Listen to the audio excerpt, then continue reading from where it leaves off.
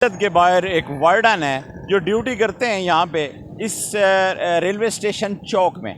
तो हम उनसे पूछते हैं कि मस्जिद के तकद्दस पे ये जो हरन है, ये जो बाजे हैं, ये जो गाने हैं, वो मस्जिद चूँकि उसका सहन है, उसमें आवाज़ें जाती हैं, नमाजी नमाज़ पढ़ रहे होते हैं। तो हम इनसे बात करते हैं और इनसे पूछते हैं कि ये क्या फ़ील करते हैं और इनका मैसेज भी देखते हैं कि ये पाकिस्तानी अवाम को क्या मैसेज देते हैं। ये बताइए कि आपका क्या नाम है, कितने टाइम से आप ड्यूटी कर रहे हैं और क्या हालत आप देखते हैं कि जब मस्जिद के सामने ये सारी सराउंडिंग में गाड़ियाँ जा आ रही होती हैं, कैफियत ज़रा बयान करें। अस्सलाम वालेकुम जी, मेरा नाम राय बिलाल है और मैं सिटी ट्रैफिक पुलिस फैसलाबाद का एक ऑफ़िसर हूँ। यहाँ पे स्टेशन चौक पे दरअसल मुझे 3-4 मंथ हो गए हैं ड्यूटी करते हुए। तो माशाल्लाह आपने देखा है फ़ैसलाबाद बहुत खूबसूरत शहर है और ये एक तारीख़ी मस्जिद हमारे पीछे है। तो हमें बीइंग अ मुस्लिम कुछ रूल्स फॉलो करने चाहिए जो अल्लाह ताला हम पर लगाते हैं, और वो ये हैं कि मस्जिद का तक़द्दुस सबसे पहले रखा जाए। मस्जिद के करीब हॉर्न नहीं बजाना चाहिए, गाड़ियों में गाने लगे होते हैं, नमाज का टाइम होता है, लाउड स्पीकर चल रहे होते हैं ये रिक्शों वगैरह के और ये गाड़ियों के।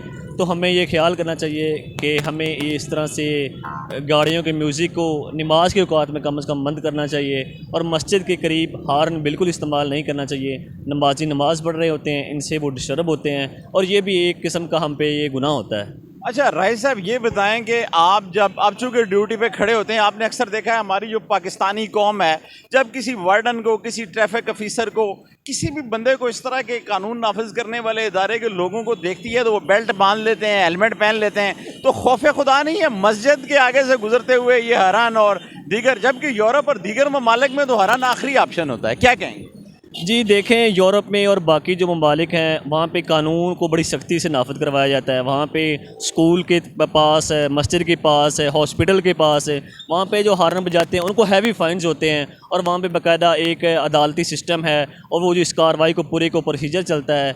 और कोई जो सिग्नल वायलेशन करता है पहले 2 दफ़ा तो उसको फ़ाइन होता है, तीसरी दफ़ा उसकी गाड़ी जब्त कर ली जाती है और ड्राइविंग लाइसेंस जब्त कर लिया जाता है। दरअसल बदकिस्मती से हमारे यहाँ पर कुछ इतना जो है कुछ इतना जो ये कानूनी तौर पे इसको थोड़ा सा मैं कहूँगा कि कानूनी भी थोड़ी सी नरमी है।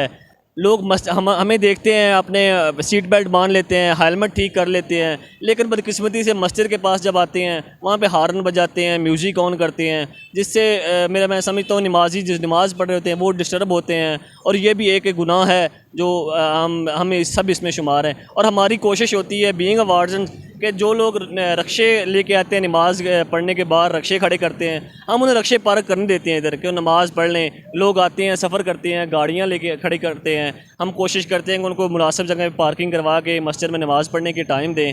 और ये मैं समझता हूँ कि ये सबको फॉलो करना चाहिए कि मस्जिद के करीब बिल्कुल भी हॉर्न जो और म्यूज़िक ये अलाउ नहीं होना चाहिए और नहीं करना चाहिए। जी हाँ, आपने राय बिलाल जो यहाँ पे ट्रैफिक को कंट्रोल करते हैं, आपने इनकी बात सुनी और इनका मैसेज भी यही है कि being the Pakistani, being the Muslim होने के नाते हमारे ऊपर ये फ़र्ज़ है कि हम अपने मुक़द्दस मकामात की बेहुरमती ना करें और उसकी हुर्मत का ख्याल रखें। आज तक के लिए इतना ही, नई किसी वीडियो तक के लिए इजाज़त दीजिए। अल्लाह हाफ़िज़।